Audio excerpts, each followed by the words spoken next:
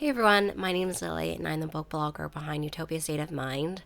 My new setups will have a mic. Trying it out. Um, I'm going to be talking about my January wrap up.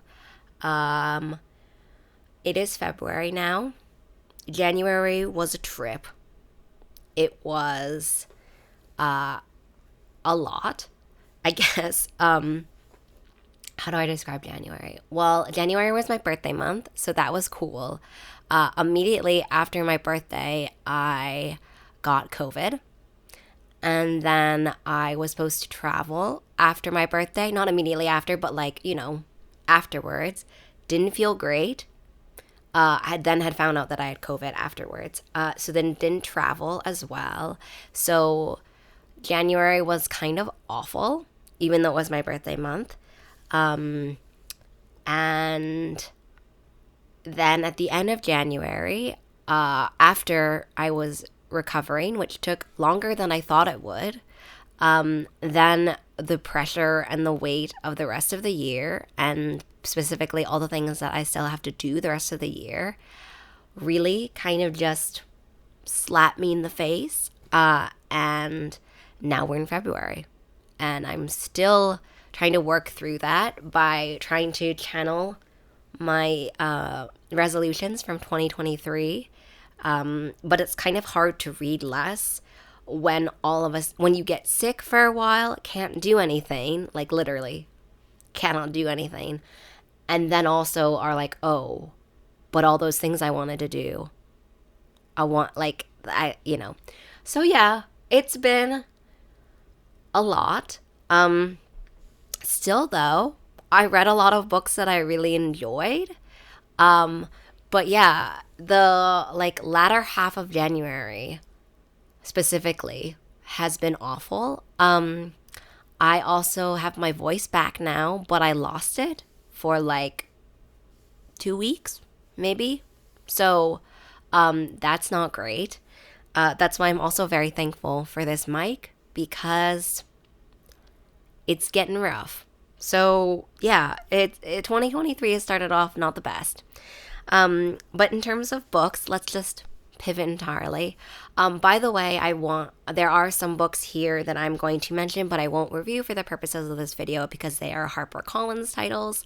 And HarperCollins is still undergoing talks for a mediation for their union, which is just it's been over 60 days at this point. They've been on strike since November. It's been a literal new year start and a whole month of the new year. It has just gone on far longer than I ever thought it possibly would.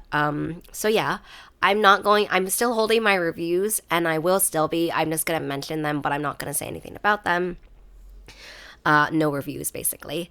So we're still doing that until HarperCollins uses, they to negotiate a fair contract with the union after being so long, and to cease with these union busting tactics. I could go on and on about this, but yeah. Anyway, going on with the rest of the video. In January, I read 28 books.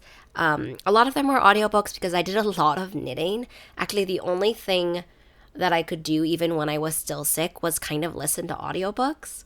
Couldn't really focus on anything with my eyes. And then even when I was feeling a little bit better, I still couldn't necessarily just hold a book in front of my face. But being able to kind of mindlessly knit. I was doing a pattern which did not require a lot of cabling at all. So yeah, I still read 28 books. 50% of those were books with characters of color as the main character, and 32% of those were books with queer characters as the main character. So that's fantastic. It's almost my goal. My goal is 33% queer characters, but very, very close.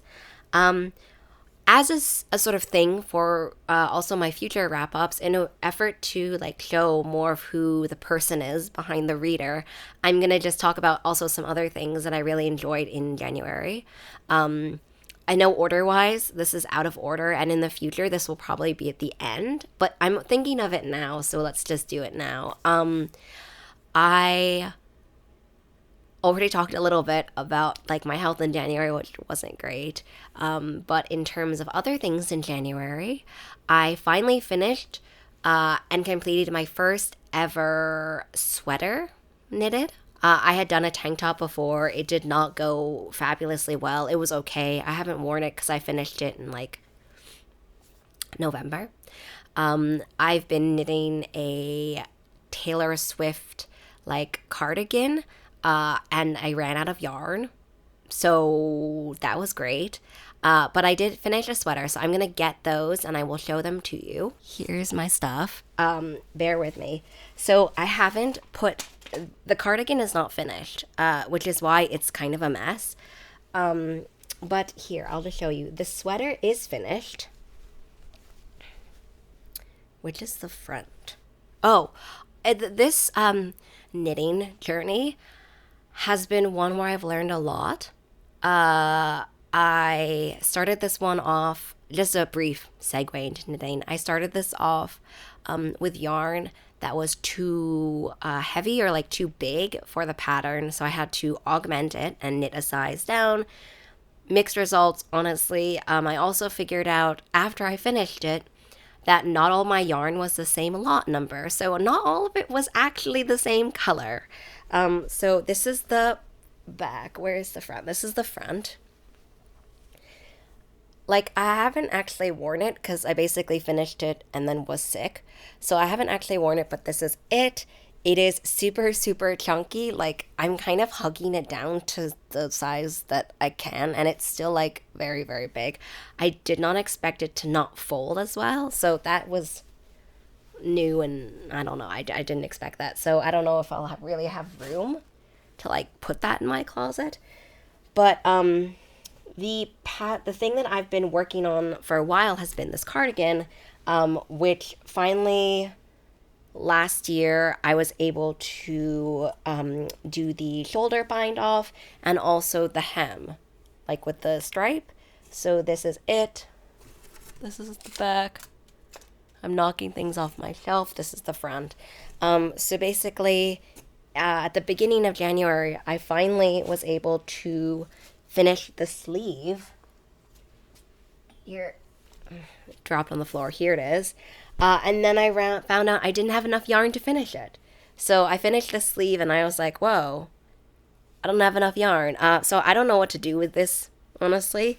So then I had to get new yarn, which also, the last one isn't sold anymore.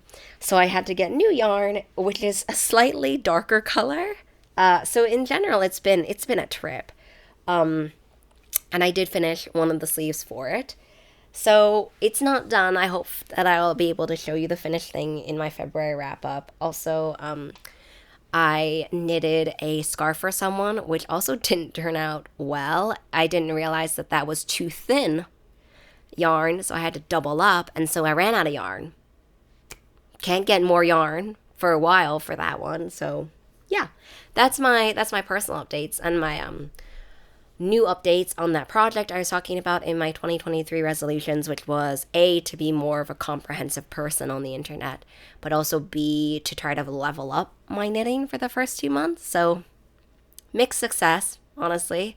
And now to the books. So back to the books. For my series starter section of this, I don't actually have that many. I only have one. It is a HarperCollins title in the US, and it's City of Nightmares. So I only have one to share. In terms of sequels I read a bunch of sequels. The first one is The Severed Thread, which I adored. I love this book so much. Treasure hunting. This one had a lot of focus on the queer romance.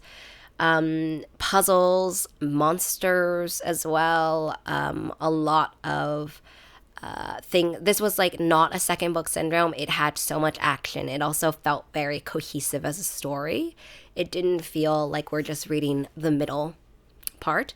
The next one is The World We Make, which is amazing. I listened to it on audiobook and it is fantastic. There are voice effects, sound effects in some parts. Like, I love The City We Became so much, the Great Cities series by N.K. Jemisin, who is like just an actual queen. And so The World We Make was a fantastic sequel, and the audiobook is unparalleled. Like 100% would recommend the audiobook for this one. So amazing. Also the accents, if you're not someone who has spent a lot of time in New York City, you may not realize how different accents are in terms of the boroughs. And this audiobook narrator, who I cannot remember right now, does a fantastic job at that as well, which is why I knew after the first one that I needed to listen to the audiobook of the second. And the final sequel as well is from HarperCollins, but it is The Empress of Time, which is the sequel to The Keeper of Night. So next I'm going to talk about adult books. The first one is The Villa. Also listened to this on audiobook, which was fantastic. To me, The Villa, especially with all the hype around Daisy Jones and the Six, to me, The Villa is what I would recommend instead. I haven't read Daisy Jones, but if you want to read a book also about like the deep into characters and ambition specifically, also The Villa is featuring 2 women characters as well. I don't know about Daisy Jones and the Six, but also The Villa has like a frame, a few different levels of narrative. So the first are our main characters, and then the second, I can't remember their names. The second one is an author who had written a book at the villa that the main characters go to vacation at. And the third one is, well, actually, the second one is all about the author. The author is embroiled in music and kind of like rock star antics, rock star ethics, I guess, or like rock star behavior, which to me is, I think, the why I'm making the comp to Daisy Jones. And then the third layer is the actual plot of the book that the author then writes. So those are the 3 levels. It is fantastic. It's suspenseful. I didn't know where it was going to go at the end. It was an audiobook where I was, I think, 10% from the end and just sat down and listened to it to finish it. Like, that's how good it was. And the next one is also a HarperCollins title, but it is one that I really enjoyed, obviously. And it's Vampire Weekend by Mike Chen. Mike Chen is an auto-buy author, so that was the one that I really loved as well. For YA books, the next one is Promise Boys, which I also listened to 80% of Promise Boys on audiobook before I switched to my physical copy. Promise Boys is another amazing audiobook. It also has sound effects. Promise Boys also lends itself really well to an audiobook. It has testimonials from other characters. It has a full cast audiobook as well. And it is just, I think I sat in one sitting, I think I listened to 50% of this audiobook. Like, it is so gorgeous. In terms of production. Also, the story is about racism and oppression. And what I loved also about Promise Boys is that it really delves into this idea that like kids are meant to be taught to be obedient, and that school ends up being not about what they learn, but about how obedient they can be to the system. So I really loved that theme in Promise Boys, and it also has like a murder mystery as well. So the next one is Revelle, and Revelle is a HarperCollins title, but Revelle was part of my YA favorites. It was also YA fantasy, by the way. So the other 2 are contemporary, but Revelle is fantasy. And the 7% of Devereux, which is also HarperCollins, but it is contemporary. It's out of order, so I need to mention that. So those are my YA favorites, so many that I really loved. And on to romance. I had a lot of favorites, honestly. The January reading-wise was great. Okay, everything else, not so much. For romance, the first is Behind the Scenes. This one had pugs, so like, thumbs up. But also the main characters in Behind the Scenes, it's a dual perspective. The main characters are really focused on their character development and them as characters apart from, the romance storyline. And I really loved seeing these characters develop and seeing them go through their own kind of insecurities, fears, and their past trauma. So that's why I loved Behind the Scenes. The next one is Sorry Bro. This one, was intensely emotional. To me, in terms of like the emotional scale, I would liken it a lot to how I felt after reading The Heart Principle. So Sorry Bro deals with kind of internalized homophobia. It deals with people who are not honoring the memory of past atrocious acts like genocides and warfare, and also denying it. That is also a theme in Sorry Bro. And having to deal with a community where you're not sure if you can come out. But on the other hand, as well, Sorry Bro also deals with Armenian identity. I really resonated a lot to this theme of like a hyphenated identity and how that means to process it. The main character in this book is really going through reconnecting with her Armenian identity. Or her Armenian American identity, and I really related to that hard. And at the same time, it was also a story about love, like love from family, love from friends, love from like romantic partners. It was a really great romance. And the final one is 1,000 Miles to Graceland. I know I included it in the romance category, but it's more of like a fiction read because it's mostly focused on her relationship to her mother. This is a story, if you feel like you have a complex relationship with your mom, like you should read 1,000 Miles to Graceland. It's about dealing with illness. It's about resolving complex feelings with your parent. It also has an element of like a past domestic abuse within your family and dealing with family members who are reacting to that and the reactions that you have as well. Like that is an element. And I loved the character dynamics, but like the mother-daughter relationship, it'll just get me every time. Like mother-daughter relationships in books just always manage to captivate me and like rip my heart out basically. So that was the reason why I loved 1,000 Miles to Graceland. Would definitely recommend it. I actually have copies of some of these books, but I don't know where they are. If you could see my room right now, you would understand why. And also, like, I told you how January was, so you should already understand why it was like this. But yeah, this has been a very long wrap up, but it's because in the future, as I said, I'm going to be trying to put more of, like, me as a person in these wrap ups. So I hope you enjoy. Let me know your thoughts, I guess, if you don't. Also, let me know what your favorite book for January was and how your first month of 2023 was in general. And I will see you in the next video, but also like the next wrap up, where hopefully my voice feels a lot better than it does now. Anyway, have a really great reading day, week, and the month of the new month, and the rest of your 2023. And I will see you in the next video.